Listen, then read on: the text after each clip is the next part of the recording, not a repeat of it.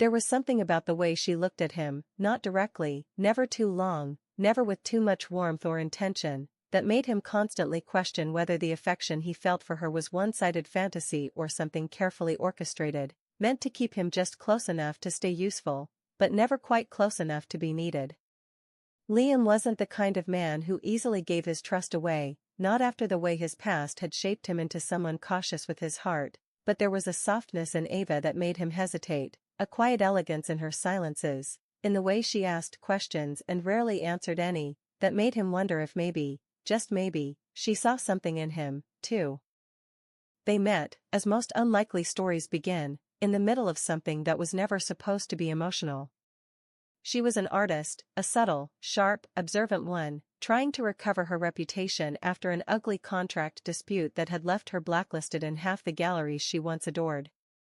He was a lawyer, quiet and efficient, the kind people hired when they wanted results, not drama. She hadn't even wanted legal help at first, she simply wanted someone to look at the situation and tell her, bluntly, whether there was any hope of reclaiming what she lost. And Liam, always careful, always detached, did just that, until the first time she cried in his office, and something in his carefully constructed detachment cracked. Their interactions grew longer. More personal.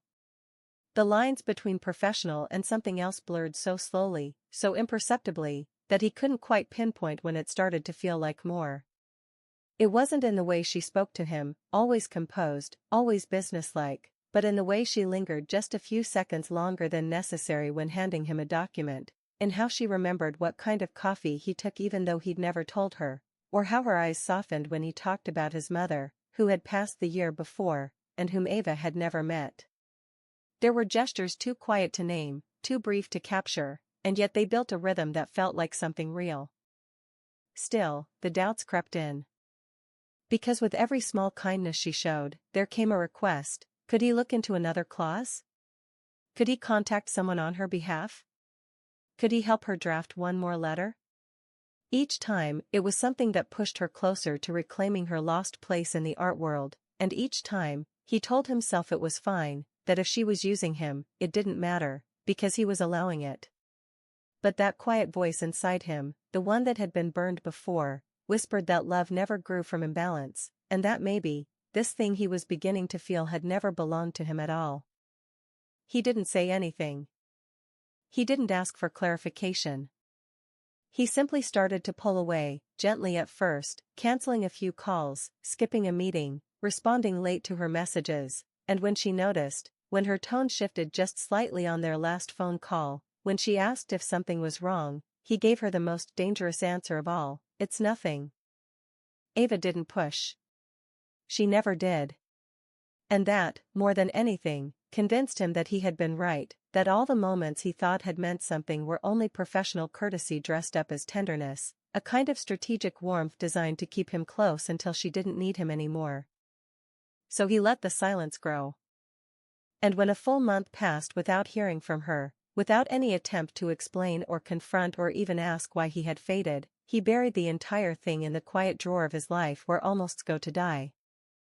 It was a coincidence, or maybe it wasn't, that led him back to her studio.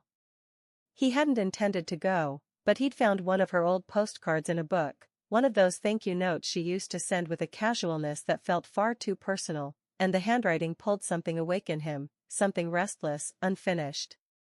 He only meant to leave it at the front desk, but the door was unlocked, and inside, everything was still and oddly untouched, as if time had been suspended. The paintings were stacked neatly against the wall, and the scent of oil and linen lingered like memory. And there, on the table near the window, lying half-covered beneath a stack of sketches, was an envelope, addressed to him, in her careful, slanted hand. It wasn't sealed. It wasn't mailed. But it had a date, 1 week after his last message. And what it contained would shift everything he thought he knew about who she was, what she felt, and what he had walked away from without truly understanding. He didn't open it right away. Something about the way her name curved across the envelope, something in the shape of those 5 letters written so deliberately, Liam, made his hands hesitate, as if by reading what was inside, he might unearth a version of himself he wasn't ready to meet again, a version that had wanted more, that had hoped in silence, and then walked away pretending not to feel anything at all. But the weight of the silence they'd lived in since that last message was heavier than the weight of whatever words lay inside, and so, with fingers that remembered far too much, he unfolded the paper, sat down in the studio chair she had probably once painted from, and began to read. "I don't know if you'll ever see this. Maybe I'll throw it away, maybe I'll tear it up like I've done with a dozen others before. But something in me needs to write it anyway, even if no one ever reads it, even if you're already gone.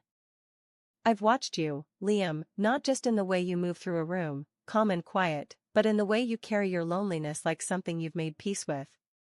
I always wanted to ask if it was exhaustion or discipline that made you so still, but I never dared, and now I regret that more than I can explain. You think I used you, I know you do. I saw it in your eyes before you stopped looking at me. You think I came to you because I needed a way back into a world that shut its doors on me. And maybe at first that was true, maybe I reached out because you were calm, because you didn't ask questions I couldn't answer, because you made me feel like I wasn't drowning. But then you stayed. And then you mattered.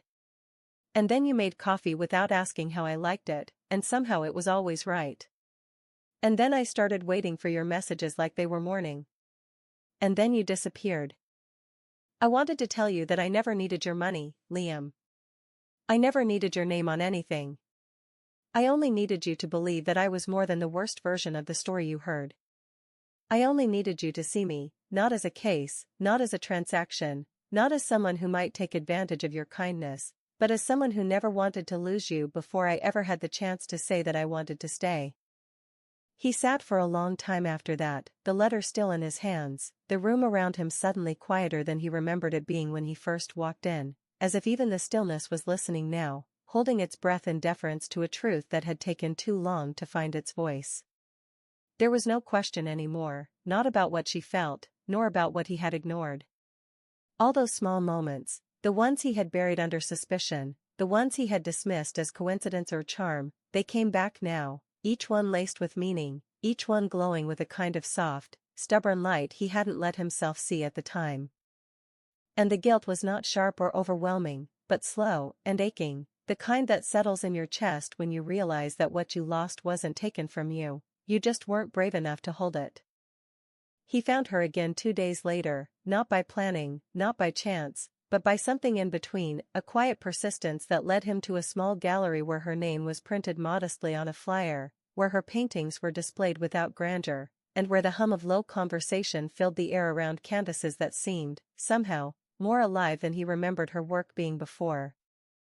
She was standing by one of them, a painting he recognized, because it had once been just a sketch in her notebook, one she had shyly let him glimpse during a coffee break, telling him it was nothing when in fact, it was everything. She didn't see him at first. She was speaking to someone, politely, distantly, wearing the look she wore when she needed the world to stay 1 inch away from her skin. But when their eyes met, it was like all the air left the room in one shared breath. He walked toward her slowly. She stood still. And for a moment, neither of them spoke, not out of hesitation, but because something in their silence was sacred now, no longer a shield, but a language of its own. Finally, he said, voice steady but soft, like an apology drawn out across time. "I found your letter." Her eyes didn't flicker. Her mouth didn't move. But her fingers, clenched at her side, loosened slightly. He took a step closer. "You were right. I saw only what I was afraid of seeing, and I missed everything that mattered."